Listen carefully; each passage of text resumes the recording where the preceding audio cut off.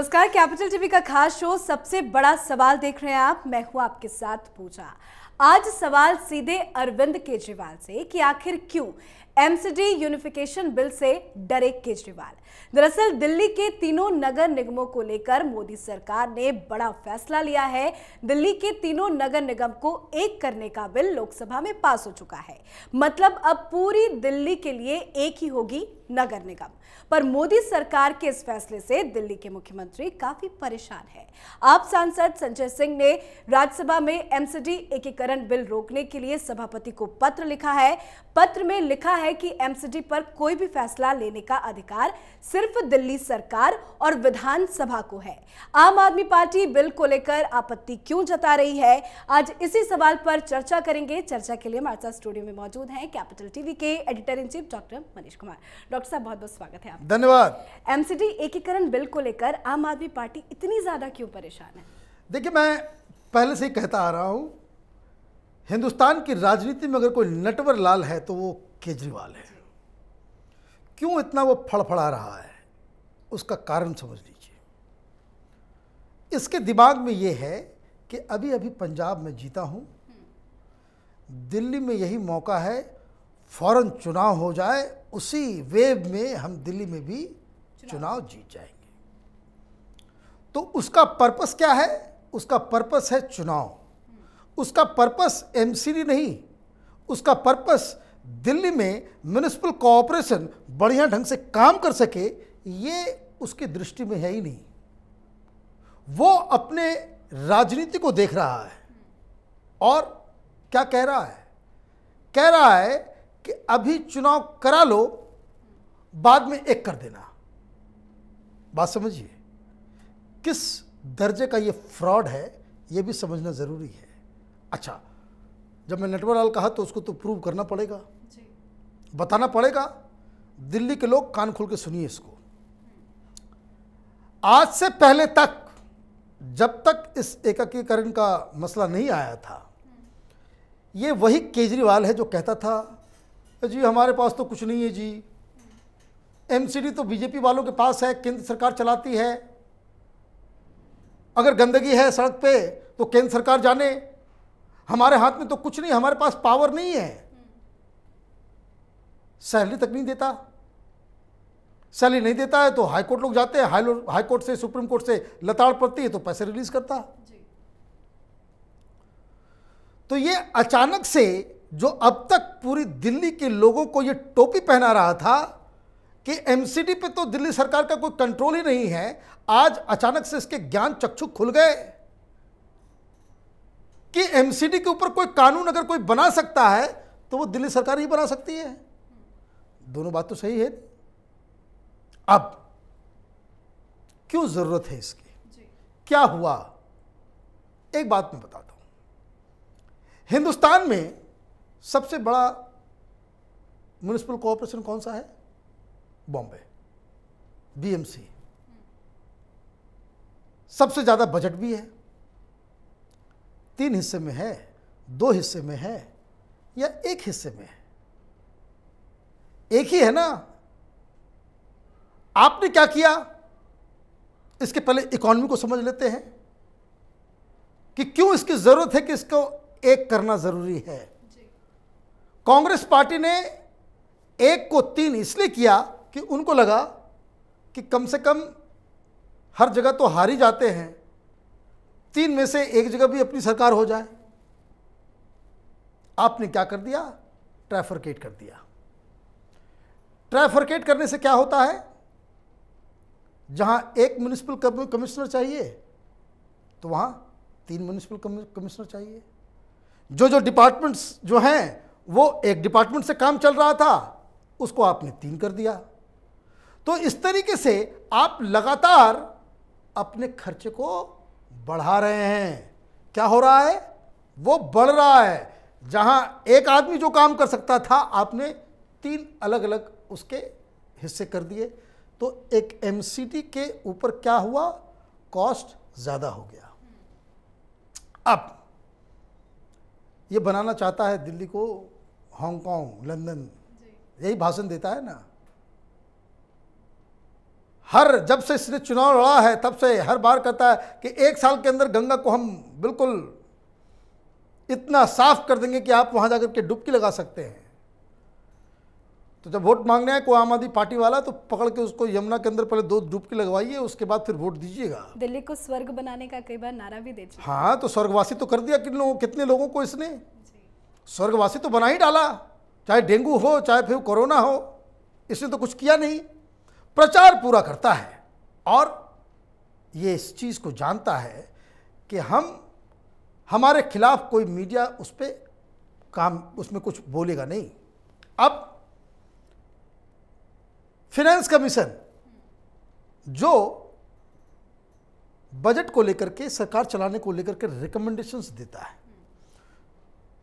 दिल्ली सरकार की finance commission इसके द्वारा गठित, उसने कहा कि कम से कम 50 से 55 हजार करोड़ का जो है बजट होना चाहिए। किसका?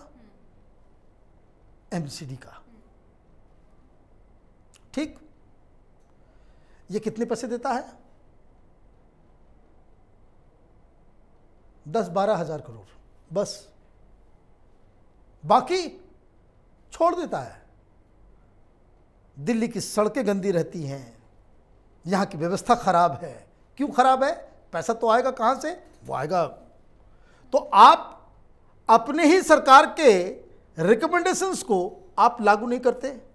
किस चीज का इंतजार कर रहे हो? इंतजार इस चीज का हो रहा है कि जब तुम्हारी सरकार आ जाएगी फिर लूटपाट मचाओगे पूरा। अब इसमें हो क्या रहा है कि केंद्र सरकार ने कहा कि हम वापस इसको ओरिजिनल फॉर्म में ले आते हैं, क्योंकि खर्चा भी ज़्यादा हो रहा और ट्राइफरकेट करने में हुआ ये कि जो ईस्ट दिल्ली है, साउथ दिल्ली है और जो नॉर्थ दिल्ली, ये 3 अलग अलग जो हिस्से हैं, इसमें इम्बैलेंस पैदा हो गया। साउथ दिल्ली के पास टैक्स कलेक्शन ज़्यादा होता है, वो थोड़ा ठीक ठाक चलता। ईस्ट दिल्ली की स्थिति खराब है, वेस्ट दिल्ली की और भी स्थिति खराब है। तो एक तो बढ़िया परफॉर्म कर रहा है, बाकी सब जो है उसके पास पैसे की किल्लत हो जा रही है, इसलिए लाइट नहीं, स्कूल नहीं, हॉस्पिटल नहीं, प्राइमरी एजुकेशन नहीं, गलियों की सड़कों की जो छोटी छोटी गलियों में जो उसका मरम्मत होता है वो नहीं हो पाता, साफ सफाई नहीं हो पाता, इसलिए बरसात में आप देखिए पूरा स्विमिंग पूल बन जाता है पूरी दिल्ली। तो आप क्या कर रहे हो? आप इसको यूनिफाई करके देश में जो दूसरे जो बीएमसी किस्म के जो बड़े बड़े कोऑपरेशन हैं उसकी तरह से इसको चलाने के लिए फिर से आप शुरुआत कर रहे हो। पहले पॉलिटिकल डिसीजन था जिस वजह से इसको हटाया गया, 3 में कर दिया गया और अब यहां पे उसको वापस 1 मिलाया जा रहा है। मजेदार बात क्या है? केजरीवाल भी इसके यूनिफिकेशन के खिलाफ नहीं है। वो ये कह रहा है कि कर देना, बाद में कर देना, अभी चुनाव हो जाने दो। क्यों? उसको लग रहा है कि भाई पंजाब का वेव इधर भी आएगा। जैसे पंजाब का जो धुआं उठ के आ जाता है वैसे वो दिल्ली में भी आ जाएगा और फिर हम प्रधानमंत्री के रेस में कूद जाएंगे। अब दिक्कत क्या है? दिक्कत यह है कि ये कानून बनते ही यूनिफिकेशन होगा। यूनिफिकेशन के बाद एक और काम सरकार कर रही है। अभी 270-73 के आसपास पार्षद हैं, वो फिर से वो वार्ड्स को रीड्रॉ करने वाली है और 250 इसकी संख्या होगी। तो वो फिर से जो रीड्रॉ होगा और ये सब काम में टाइम लग जाएगा। कितना टाइम लगेगा? कम से कम 3 से 4 महीने। और 3 से 4 महीनों के बीच कोई आईएएस ऑफिसर को यहाँ पे स्थापित किया जाएगा और वो एमसीडी को कुछ दिनों के लिए चलाएगा और जब ये डिलिमिटेशन का काम हो जाएगा, वार्ड्स तय हो जाएंगे, फिर उसके बाद 4 महीने के बाद नोटिफिकेशन आएगा। मतलब 5 महीना वो एक्सटेंड कर गया। केजरीवाल को ये लग रहा है कि ये जो वेव अभी पंजाब वाला जो है वो 5 महीने में वो धूमिल हो जाएगा, लोग भूल जाएंगे और हमारी स्थिति खराब हो जाएगी। ये मत भूलिए, सिर्फ और सिर्फ असेंबली के इलेक्शन में आम आदमी पार्टी जीतती है। लोकसभा के चुनाव में आम आदमी पार्टी 3rd पोजीशन में थी दिल्ली में, 7 की 7 सीट भारतीय जनता पार्टी ले गई और कांग्रेस पार्टी नंबर 2 पोजीशन पे थी। मतलब ये कि दिल्ली के लोग अच्छी तरीके से जानते, ठीक है मुख्यमंत्री के लिए केजरीवाल ठीक है, फ्री बिजली दे देता है, सब कुछ कर देता है, देश की राजनीति में उसको बढ़ावा नहीं देना चाहिए। और जब लोकल इलेक्शंस होते हैं उसमें भी वो हार जाता है। तो किस तरीके से इस सब सारी चीज़ों को जो है वो मिला करके चले, तो ये केजरीवाल की अपनी राजनीति है। 2 जगह गया, कोर्ट भी गया और अब राज्यसभा में। मतलब आप देखिए, मैं तो कभी कभी आश्चर्यचकित हो जाता हूं इस आदमी के एम्बिशन के ऊपर। लोकसभा में ये बिल पास और ये व्यक्ति 2024 में प्रधानमंत्री बनना चाहता है और लोकसभा में इसके पास एक भी सांसद नहीं है। 275 के बारे में ड्रीम कर रहा है। आप समझिए कि कितना शातिराना दिमाग कैलकुलेशन ये कर रहा होगा। और इसने भाड़े पे खड़ा किया टीएमसी के लोगों को कि आप हमारी बातों को रखें। कांग्रेस पार्टी भी लोकसभा में कही कि भाई ये इलीगल है। भाई इलीगल है, भाई संविधान ठीक से पढ़ो। संविधान ठीक से इसलिए पढ़ना जरूरी है कि जो बातें, जो दलीलें दी जा रही हैं, it is applicable to states. कि आप जो लोकल बॉडीज हैं उसके बारे में अगर कोई कानून अगर बनाने की कोई सही जगह है तो वो असेंबली है। लेकिन ये कहां, किस जगह पे? जो फुल फ्लेजेड स्टेट होता है। दिल्ली अभी भी संविधान की दृष्टि से यूनियन टेरिटरी है। जैसे पौंडीचेरी में भी वो यूनियन टेरिटरी है, लेकिन वहां पे भी असेंबली है। उसी तरीके से दिल्ली को भी एक स्पेशल स्टेटस दिया हुआ है कि भाई आप यूनियन टेरिटरी हो, लेकिन फिर भी आपका चीफ मिनिस्टर होगा, आपको एक रिप्रेजेंटेशन का एक मौका दिया जाएगा, कुछ डिपार्टमेंट्स दिए गए हैं। केजरीवाल ये नहीं चाहते कि भाई यूनिफाई कर दो। मालूम चला कि भाई चुनाव से पहले जो है दिल्ली में एक मेयर, मजबूत मेयर खड़ा हो गया और अधिकार की दृष्टि से चीफ मिनिस्टर और दिल्ली का यूनिफाइड एमसीडी का जो मेयर होगा उसके पावर ऑलमोस्ट बराबर होंगे। तो ये कारण है कि भाई केजरीवाल बिलबिला रहा है। राज्यसभा में ये पास हो जाएगा और उसके बाद एमसीडी को यूनिफाई भी कर दिया जाएगा और केजरीवाल फिर वही पुराना राग, हमें तो काम नहीं करने दिया जाता है जी, हमें तो बिल्कुल कोई अधिकार नहीं है। भाई ठीक है, आप चुनाव जीतते हो, मनमानी करने की छूट तो नहीं मिलेगी। आप चुनाव जीतते हो, कसम खाते हो मुख्यमंत्री पद के लिए, तो क्या कहते हो कि हम संविधान के अनुरूप सरकार चलाएंगे, संविधान की रक्षा करेंगे। तो संविधान में यही लिखा हुआ है कि केंद्र सरकार कानून बना सकती है, तो भाई क्यों छटपटा रहे हो? छटपटाने की कोई आवश्यकता नहीं है। समस्या ये है, इस चीज़ को समझना ज़रूरी है। Opposition to the unification of MCD वो सिर्फ और सिर्फ पॉलिटिकल रीज़न की वजह से है। उसके पीछे कोई लॉजिक नहीं है।